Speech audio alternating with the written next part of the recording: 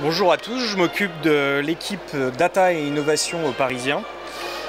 Aujourd'hui, je viens vous parler d'Open Data, qui est un sujet dont on parle depuis un certain temps, mais le problème c'est que la force publique et un certain nombre d'acteurs locaux peinent à expliquer à quoi ça sert.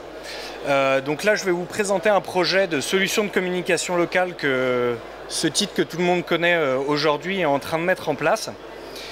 Donc, le problème, en fait, c'est que pour informer des personnes sur une collectivité, l'information est complètement éclatée. C'est-à-dire que si on veut s'occuper de transport, d'environnement, d'actualité, etc., on va jongler entre des dizaines d'applis.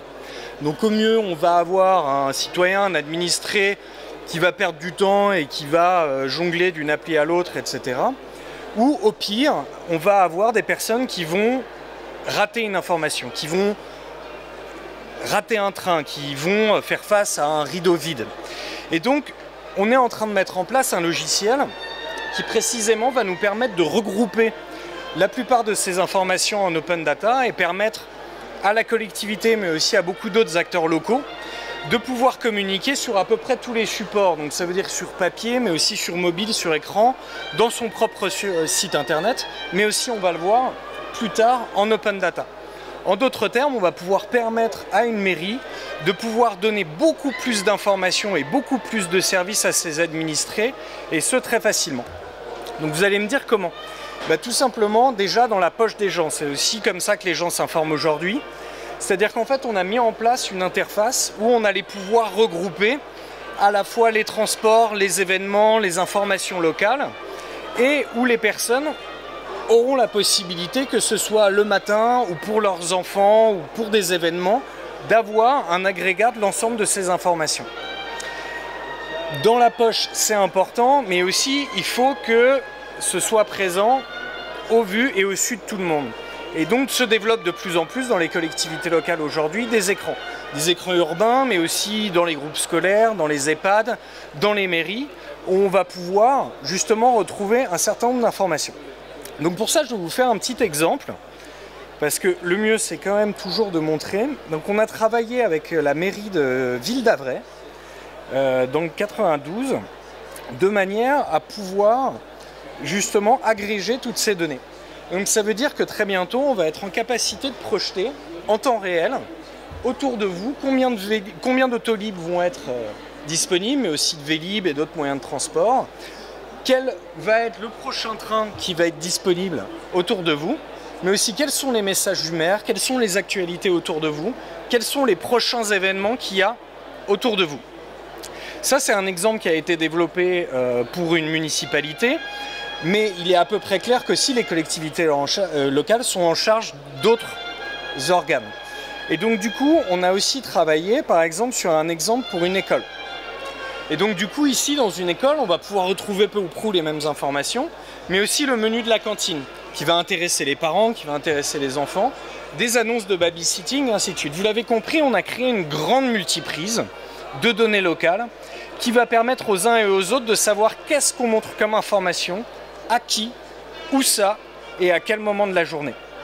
Donc c'est très clairement la suite de tout ce qui est en train de faire le Parisien depuis fort longtemps maintenant. Et ce qui va être intéressant, c'est aussi, je regarde si ça marche, voilà, de pouvoir montrer toutes ces informations. On l'a vu dans la poche, on l'a vu sur écran,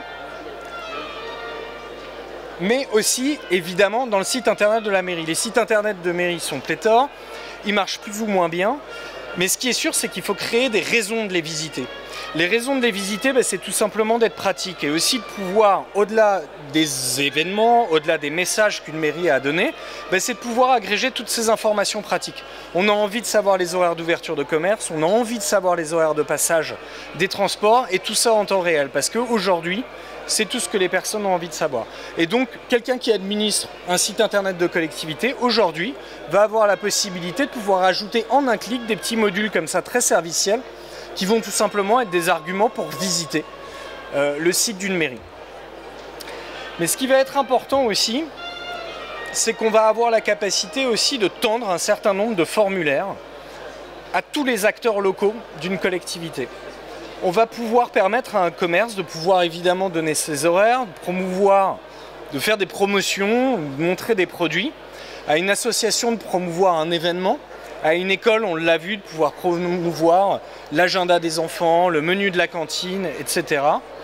Et permettre aussi de faire en sorte que la mairie soit un acteur qui puisse orchestrer tout ça et extrêmement simplement et agréger toutes ces informations et faire en sorte qu'elles se retrouvent sur tous ces endroits dont on a parlé. Donc sur mobile, sur les sites internet, sur des écrans urbains, mais aussi sur des éléments imprimés.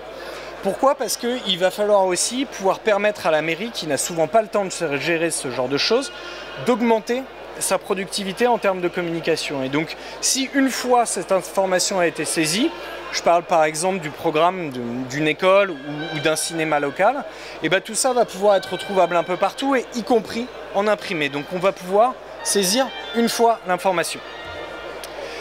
Donc si vous êtes intéressé par ce projet qui est encore en cours de développement, mais on a encore besoin de collectivités justement pour en parler et pour pouvoir brancher de nouvelles informations et de voir ce qui les intéresse, vous pouvez nous écrire à data@leparisien.fr et je vous remercie. Au revoir.